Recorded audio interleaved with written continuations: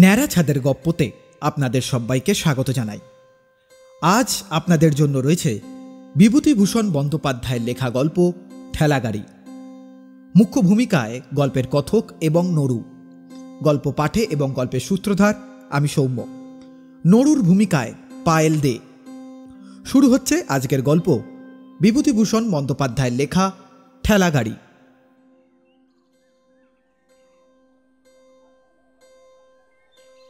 সবে বিছানা ছেড়ে উঠেছি। রোদ তখনও ভালো রকম ওঠেনি। খিড়কি দোরের জগডুমুর গাছটার মাথায় গোটা কয়েক শালিক পাখি কিচকিচ ও ঝটাপটি বাজছে। আমি উঠে মনে মনে তোলপাড় করছি যে কাল রাতের বাসি কলার বড়া, যা আমাদের জন্য রান্নাঘরে ঝুলন্ত শিকার ওপর জামবাটিতে টাঙানো আছে, তা কোন অছিলায় মার কাছ থেকে চাওয়া যায়। বা মুখ ধোবার পূর্বে তা চাইতে গেলে সেটা শোভনীয়ই বা কত দূর হবে। এমন সময় আমাদের বাইরের দরজার কাছে একটা ঠেলা গাড়ির ঘর ঘর শব্দ উঠল। সঙ্গে সঙ্গে মিষ্টি রিনরিনে গলা ডাক শোনা গেল, টুনিদা, ও টুনিদা, টুনি। এই যা, আবার এসেছিস? অমনি আমার বৃদ্ধ জেঠিমা মারমুখী হয়ে কি একটা হাতে উঁচিয়ে নিয়ে ছুটে গেলেন। বললেন, সকালবেলা জুটলে এসে এখানে কাকপক্ষের ঘুম ভাঙেনি, অমনি এলো ছেলেটাকে টুইয়ে বার করে নিয়ে যেতে। সকাল নেই, সন্ধে নেই, দুপুর নেই, সবসময় ঘরঘর ঘরঘর শব্দ। যাই দেখি একবার হর গঙ্গুলির কাছে গিয়ে বলি, ছেলেটাকে যে দিন নেই রাত নেই গাড়ি ঘরঘর করে বেড়াতে দিচ্ছ, ওর পরকালটাতে ঝরঝরে হয়ে গেল। এই যা, এখন যা, টুনি এখন যাবে না। গাড়ির ঘরঘর সহ্য হয় না বাপু সবসময়। যা যা, ওসব নিয়ে যা। আমি নিরীহ মুখে পূজনীয় জেঠিমার পেছনে এসে দাঁড়াতে গাড়ির শব্দটা আমাদের ঘাটের পথ দিয়ে দূরে অস্পষ্ট হয়ে গেল। তারপর হাত মুখ ধুতে গিয়ে দেখি খিড়কির দোরের কাছে মৃদু একটা শব্দ কানে এলো। ও টুনিদা। আমি একবার পেছন ফিরে জেঠিমার অবস্থিত স্থান ও তার দৃষ্টির গতির দিক নির্ণয় করে নিয়েই ঝট করে খিড়কির দোরটা খুলে বেরিয়ে এলাম। সকালে পদ্মের মতো নির্মল প্রফুল্ল তরুণ নরু হাসি ভরা ডাগর চোখ নিয়ে দাঁড়িয়ে আছে। আসবি না টুনিদা? এই উঠলাম যে, এখনো মুখ ধুইনি, খাবার খাইনি, তুই বাড়ির মধ্যে আয় না। নরু চোখের ইশারায় দেখিয়ে বলল, কোথায়? আরে বাবা, জেঠিমা কিছু বলবে না, আয় তুই। উদ্ধৃত প্রস্তাবে সে মনে প্রাণে যোগ দিতে সক্ষম হলো না। বলল, তুই মুখ ধুয়ে আয় টুনিদা, আমি চালতে তলায় আছি গাড়ি নিয়ে। চড়বি তো টুনিদা? দুজনে মিলে পাড়ায় বেরিয়ে গেলাম। তেঁতুল তলায় খেলার জায়গায় খুব ভিড়। মুখুজ্জে পাড়ার আর কোনো ছেলে বাকি নেই। নরু হাসি মুখে বলল, আর পটুদা, নিতাইদা, আমি গাড়ি এনেছি, দেখ ঠিক সময় আসিনি, আয় চড়। গাড়ি একা নরুই টানতে লাগলো। চলল সবাই। পটু বলল, দুপুরবেলা আমাদের বাড়ি যাবি নরু? নরু ঘাড় নেড়ে অসম্মতি জানালো। পটু বলল, যাস তুই? আরে সেদিন তো একেবারে কাকার সামনে গিয়ে পড়েছিলি, তাকেই আর হবে? নরু বলল, আমি আর যাচ্ছি না তোমাদের বাড়ি পটুদা। তোমার কাকা সেদিন একেবারে মারতো, বললো রোজ রোজ গাড়ি ঠেলে বেড়ানো বার করছি। আমি না পালালে সেদিন মার খেতাম ঠিক, এরপর যদি গাড়ি কেড়ে নেয়। সেখান থেকে দুজনে গিয়ে পথের ধারে বড় জামতলার ছায়ায় বসে গল্প করলাম। রোজই কত গল্প হতো, এরপর কি হবে তাই নিয়ে গল্প। খোকার এত ভবিষ্যৎ ভেবে দেখবার বয়স হয়নি। সে এরপরে কি হবে এত গুছিয়ে সে বলতে পারে না, খাপছাড়া ভাবে উত্তর দেয়। বলে সে নাকি নৌকার মাঝি সর্দার হবে, রেলগাড়ির ইঞ্জিন চালাবে, স্টিমার যারা চালায় তাদের কি বলে তাও সে হতে চায়। আমি আমার সমবয়সী ছেলেদের তুলনায় একটু অকালপক্ক। বলতাম, আমি সাহেব ডাক্তার হব, মহকুমার হাকিম হব। অনেক বেলায় সে রোদে ঘুরে রাঙা মুখে বাড়ি ফিরত। বাবা যেদিকে বসে সেদিকে না গিয়ে চুপি চুপি অন্য দিক দিয়ে বাড়ি ঢোকে। মা বলতো, ওরে দুষ্টু, তুমি সেই বেরিয়েছো কোন সকালে, আর এই দুপুর ঘুরে গেল, এখন তুমি এসেছো? চুপ চুপ, না আমি তো ওই ওদের বাড়ি জামতলায় চুপটি করে বসে বসে খেলা করছিলাম, আমি আর টুনিদা। কোথাও যায়নি মা, সত্যি। কি জানি কেন ওকে বড় ভালোবাসতাম। গ্রামের সকল ছেলের চেয়ে ওর চোখে মুখে কথায় কি যেন একটা মোহ ছিল। সারাদিনের মধ্যে একবার অন্তত ওর সঙ্গে দেখা না করে পারতাম না। আর খোকাও আমার বাড়ি না হয়ে পাড়ার অন্য কোথাও বেরোতো না। একদিন আমাদের বাড়ির সামনের জামতলা দিয়ে সে গাড়ি ঠেলে নিয়ে বাড়ি ফিরে যায় দুপুরের আগে। আমাদের দিকে চেয়ে বলে, এমন দুষ্টু এই নিতাইটা, এত করে বললাম চর গাড়িতে আয়, তোকে ঠেলে গয়লাপাড়া ঘুরিয়ে আনি, কিছুতেই চললো না। বলল মা বকবে, তেল আনতে যাচ্ছি। টুনিদা আয়, চড়বি? তোর বুঝি আজ আর কেউ চড়ার লোক হয়নি খোকা? আমাদের পাড়ার কেউ চললো না, কখন থেকে ঘুরে বেড়াচ্ছি, সবচেয়ে দুষ্টু। তুই আসবি টুনিদা? খোকার চোখের মিনতি ভরা দৃষ্টি তখনকার দিনে আমার এড়িয়ে যাওয়ার মতন সাধ্য হতো না কোনো মতেই। আমি চড়তাম। মহা খুশির সঙ্গে খোকা চৈত্র বৈশাখের মধ্যাহ্নে সূর্যকে উপেক্ষা ও অবজ্ঞা করে গাড়ি ঠেলে নিয়ে বেড়াতো। সূর্যও প্রতিশোধ নিতে গিয়ে ওর কচি মুখ রাঙিয়ে দিতেন, ঘামে ভিজিয়ে দিয়ে ছাড়তেন। তার বয়স অল্প ও দেহ অত্যন্ত ক্ষীণ মেয়েলি ধরনের ছিল বলে পাড়ার কোনো ছেলের সঙ্গে বলে পেরে উঠত না। সকলের কাছে তাকে অবিচার সহ্য করতে হতো। দুর্বলের প্রতি সবলের অধিকার তার উপর নির্বিবাদে জারি করত সকলেই। সেদিনটা ছিল ভালো গরম। চৈত্র বৈশাখের দিন গ্রামের পথে ধুলো তেতে আগুন হয়েছে। পঞ্চাননতলায় বারোয়ারি আসর সাজানো, পাশের মাচা বাঁধা, সকাল থেকে সন্ধে পর্যন্ত সবাই কাজে খাটছে। বড় পিটুলি গাছতলায় তার ঠেলা গাড়ির ঘর ঘর আওয়াজ উঠল। অনু বলল, ওই নড়ু আসছে। পেছনে পরম সঙ্গী কেরোসিনের ঠেলা গাড়িটা টেনে নড়ু হাজির। বাঁধা আসরের দিকে আঙ্গুল দেখিয়ে বলে, যাত্রা কবে বসবে গো টুনিদা?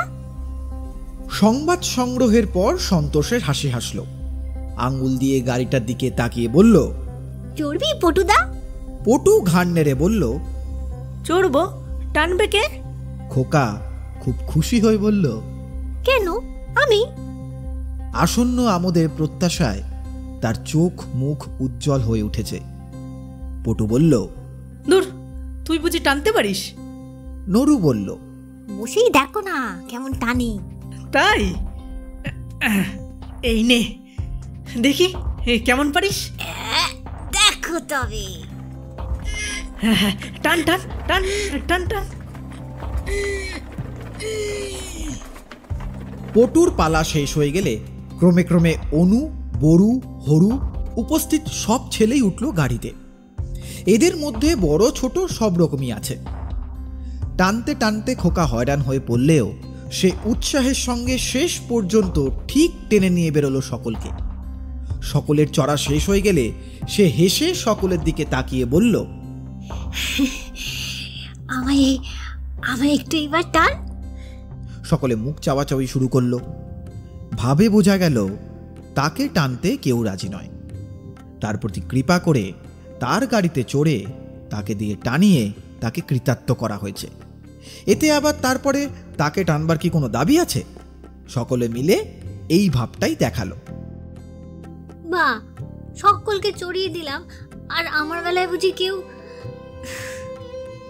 আমার ইচ্ছে হলো তাকে গাড়িতে চড়িয়ে টানি, কিন্তু সমবয়সী ছেলেদের কাছে উপহাসের ভয়ই হোক বা তাদের বিরুদ্ধে দাঁড়াবার সাহস না থাকার দরুণই হোক, যেতে পারলাম না। সে গাড়ি টেনে নিয়ে চলে গেল। এদের মধ্যে আগে থেকে কি পরামর্শ হয়েছিল তা আমার জানা নেই। গাড়িখানা কিছু দূর যেতে না যেতেই দলের একজন একটা বড় ঝামা ইট নিয়ে গাড়িতে ছুঁড়ে মেরে বসল। গাড়িখানার তলা তখনই মচমচ করে দেশলাইয়ের বাক্সের মতন ভেঙে গেল। খোকা পেছন ফিরে চেয়ে দেখে কেমন অবাক হয়ে গেল। পরে তাড়াতাড়ি গাড়ির ক্ষতির পরিমাণ নির্ণয় করবার জন্যই সে গাড়ির কাছে এসে গাড়ির অবস্থা দেখেই আর একবার বিস্ময়ের দৃষ্টিতে আমাদের দিকে চাইল। তারপর সে চাইল আমার দিকে।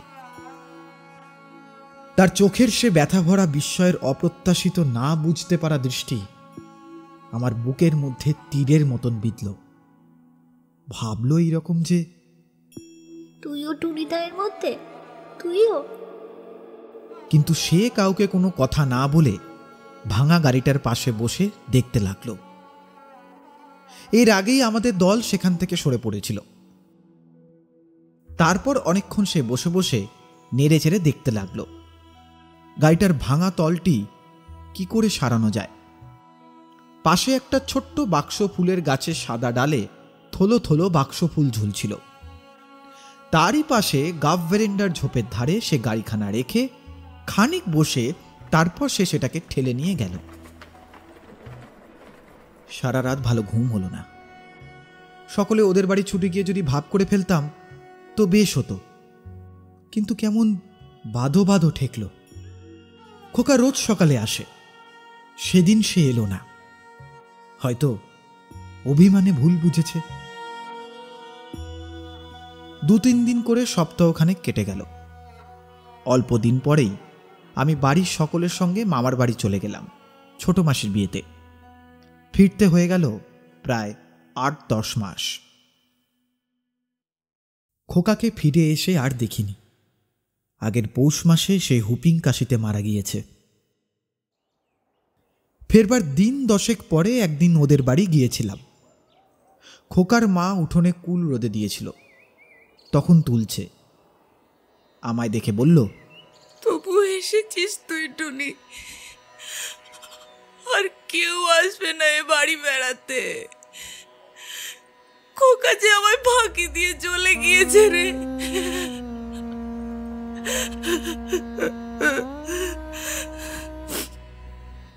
আমি কোনো কথা বলার আগেই তার মা হাউ হাউ করে কেঁদে উঠল।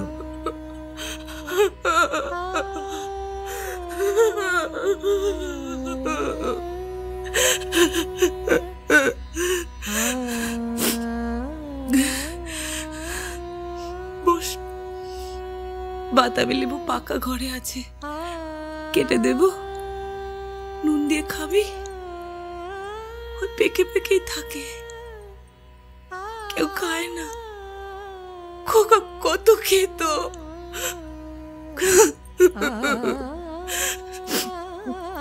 খানা খানা বসে।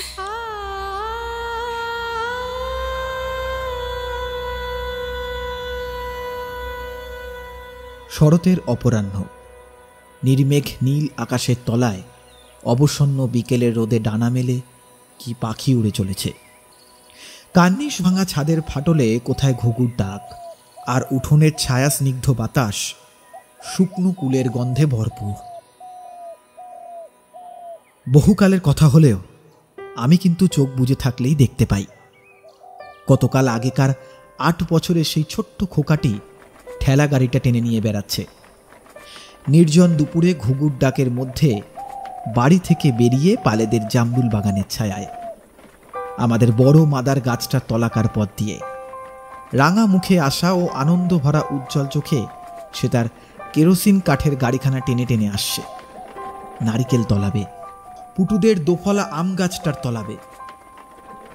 যেতে যেতে ক্রমে তার মূর্তি মাইতি পুকুরের মোড়ের পথে সুপুরি গাছের সারির আড়ালে অদৃশ্য হয়ে যায়।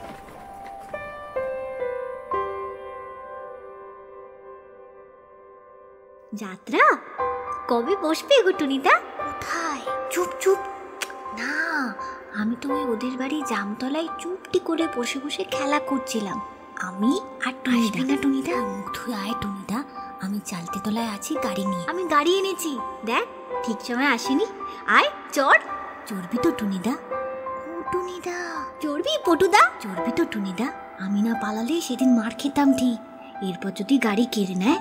টুনিদা আয়, চড়বি? বসেই দেখো না কেমন টানি। দেখো তবে।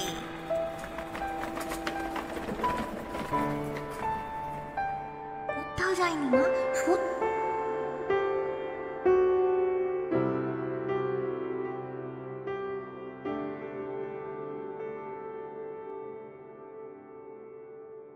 এতক্ষণ আপনারা শুনছিলেন বিভূতিভূষণ বন্দ্যোপাধ্যায়ের লেখা গল্প ঠেলাগাড়ি।